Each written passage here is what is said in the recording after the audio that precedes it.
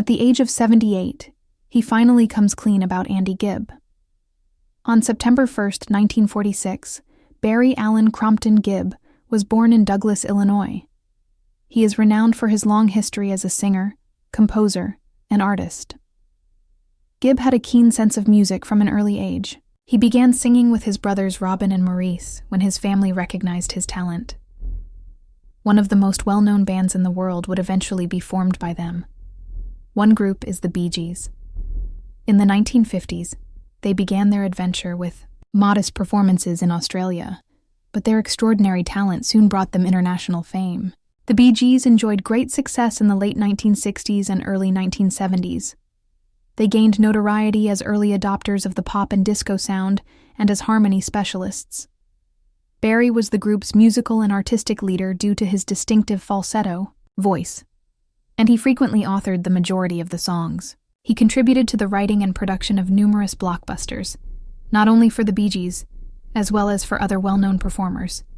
Night Fever, How Deep Is Your Love, and Staying Alive all went on to become hits that helped define the Saturday Night Fever era and connected the BeeGees to the disco movement, which had a profound cultural impact. Beyond dancing, Barry Gibb was a talented songwriter. He demonstrated his versatility and ability to write successes in a variety of genres by writing songs for and working with vocalists such as Dionne Warwick, Dolly Parton, Kenny Rogers, Diana Ross, and Barbra Streisand. R&B, country, and adult contemporary music are available. He was one of the most well-liked musicians in history. Barry is regarded as one of the most successful musicians of all time. He has had a significant impact on the music industry, as evidenced by his induction into both the Rock and Roll Hall of Fame and the Songwriters Hall of Fame. Over the course of several decades, he has penned more than 1,000 songs and had numerous chart-topping singles. Barry's professional accomplishments played a significant role in his personal life as well. Catastrophes in the family. In addition to being a band, the BeeGees were brothers united by song and blood. Following the passing of his siblings Andy, Maurice, and Robin, Barry is the only Gibb brother still alive. His sadness is intolerable. In numerous interviews, he has discussed the agony of outliving his brothers. Nevertheless, as a tribute to their memories, he has preserved their music for the enjoyment of future generations. His fortitude, generosity, and dedication to preserving the BeeGees' legacy assist others in viewing him as an example of fortitude in the face of adversity.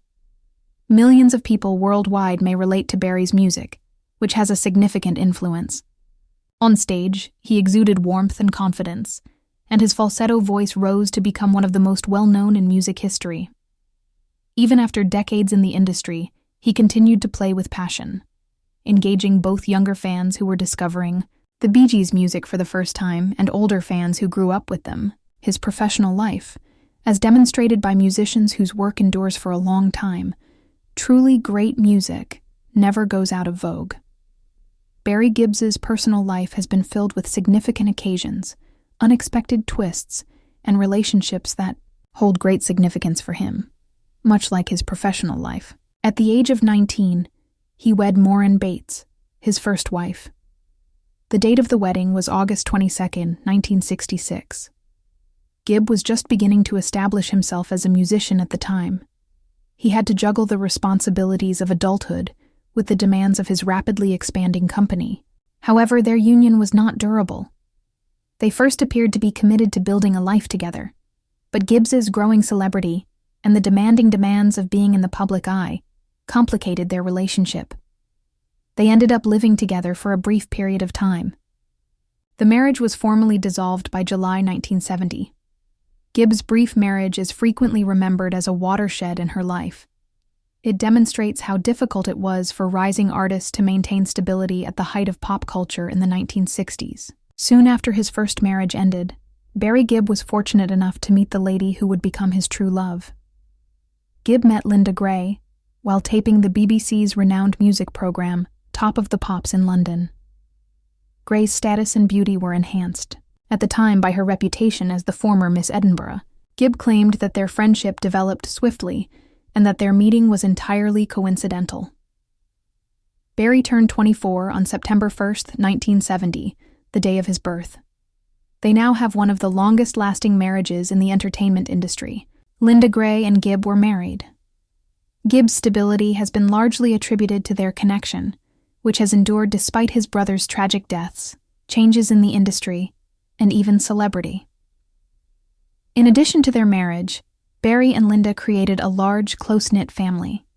Stephen, Ashley, Travis, Michael, and Alexandra are their 5 children, and they are quite proud of them. Stephen Gibb, their eldest son, followed in his father's footsteps and received He learned to create songs and play the guitar in order to pursue a career in music. He has performed with rock and heavy metal bands, demonstrating the diverse musical tastes of the Gibb family. As a seasoned grandfather, Barry finds even greater joy in his 7 grandchildren. Gibb has frequently discussed how his wife and children help him stay grounded. He claims that despite the frequently debilitating expectations of celebrity, they provide him with meaning and equilibrium. For Barry and Linda, 2009 was a significant year. Become lawful U.S. citizens while remaining UK nationals in order to preserve their ties to the U.S. In addition to demonstrating his affection for his British heritage, Barry's dual citizenship demonstrated his lifelong commitment to the nation where he had spent the majority of his adult life and found great success in his career. Barry maintained a residence in the UK as a link to his heritage, even though he had been residing primarily in the U.S. since 1974. In an intriguing way, Barry Gibbs's personal life also intersected with Michael Jackson's Jackson. Gibb spoke warmly about his connection with the King of Pop in a 2014 interview with The Mirror. He claimed that Jackson preferred the security of being with Barry's family to the mayhem of a hotel, which is why he frequently stayed at Barry and Mary Gibb's home in Miami. Jackson, according to Gibb, was strange and innocent, especially when he was sitting in the kitchen watching TV viewers outside his hotel and giggling in his well-known high-pitched voice, he. Additionally, he recalled what Jackson had stated before, the well-known child molestation trial. They even resided upstairs for a period. They never discussed the case in court, Gibb made plain. Rather, they developed a deep relationship by getting along and collaborating creatively. Together they would sip wine and compose music. Jackson would occasionally become so inebriated that he would collapse on the ground, not simply because he enjoyed Jackson's music. Gibb's statement that he truly misses him demonstrated how depressed he is, but as a friend who was more familiar with him. The fact that Gibbs was a real estate owner added interest to his life. He purchased the Hendersonville, Tennessee house where Johnny Cash and June Carter Cash once resided in January 2006. It is among the most significant structures in the history of American music. In addition to wanting the property, Gibbs also wanted to renovate it so he could write songs there and create a lasting legacy, but the house did have a tragic conclusion. During renovations in April 2007, the structure caught fire and was completely destroyed. A piece of cultural history was lost as a result. To respect the land and the creative spirit that had previously inhabited it, Gibb had a new house constructed on the property, despite his deep sadness about the death. He ultimately decided to sell the property in 2014, bringing an end to a project that had been filled with both expectations and setbacks. At the age of 78, Barry Gibb finally came clean about his youngest brother, Andy Gibb. He had never done anything like this before. For many years, Barry, who had been Andy's mentor and older brother, had kept his sorrow to himself, preferring to use every opportunity to praise Andy's talent and charm.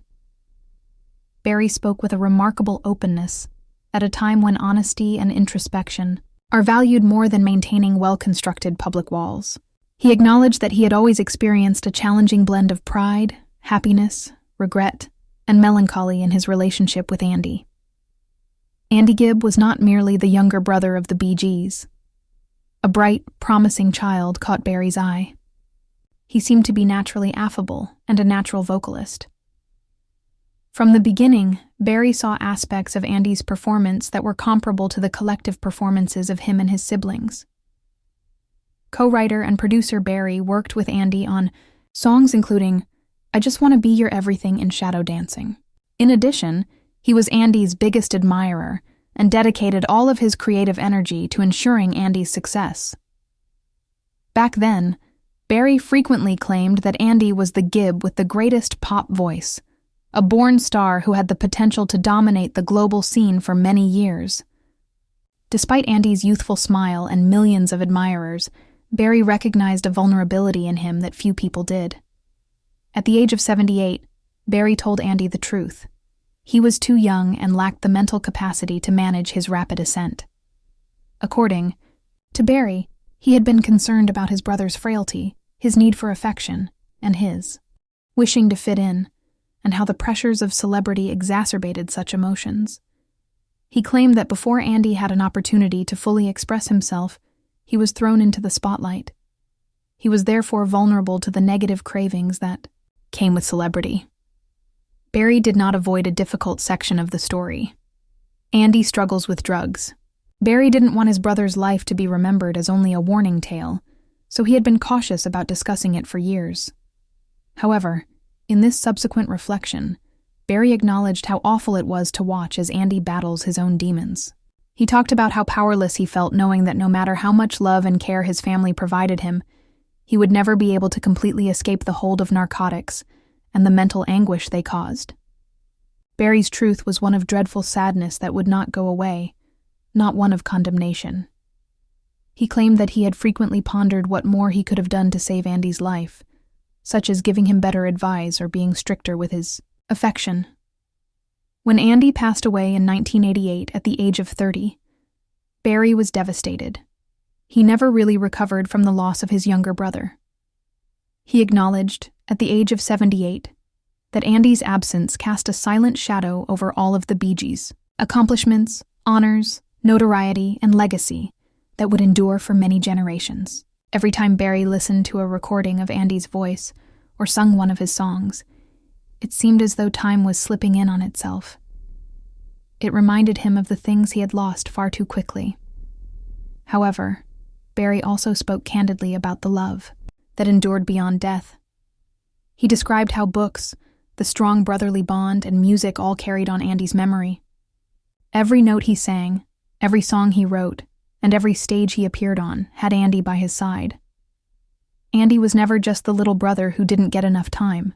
Barry was honest. He was a significant character in the Gibb family's tale, and his presence fundamentally altered their way of life. Finally, at the age of 78, Barry Gibb, the iconic lead vocalist of BeeGees, spoke candidly and openly about her younger brother, Andy Gibb, opened out about emotions and information he had suppressed for decades. Andy was a shining star, but he struggled in ways that people didn't fully understand, Barry said when discussing his brother Andy's life. He was talented and vibrant, but occasionally the demands of celebrity and his surroundings were too much for him to handle.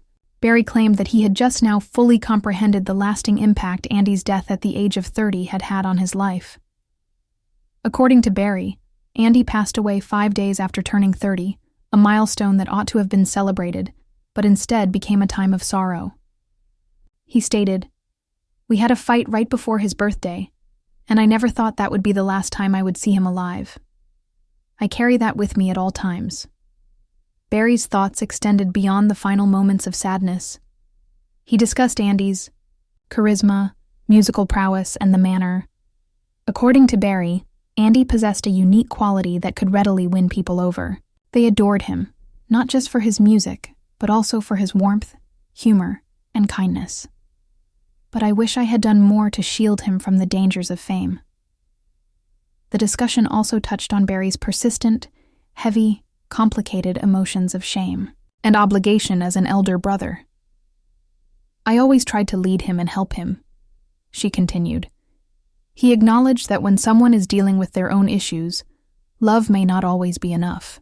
Barry Gibb discussed his sentiments for Andy in the interview. He shared personal recollections of Andy that highlighted his brother's fun nature, his passion for music, and their strong familial ties. "We were brothers first, musicians second," he stated. "It feels like I lost a part of myself when we lost Andy at such an early age." In addition to paying tribute to Andy's legacy, Barry's decision to finally share these ideas with the public offered a poignant glimpse into the human side of the Gibb family, a tale of love, remorse, and enduring brotherhood.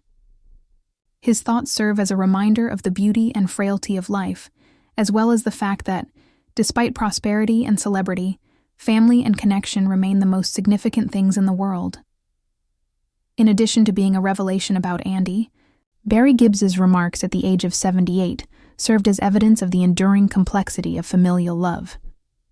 It is joyful, unconditional, devastating, and eternal. Speaking the truth about Andy was more to Barry than simply correcting the record. It meant giving voice to the love, the suffering, and the unsaid memories that had always been inside of him for nearly 4 decades.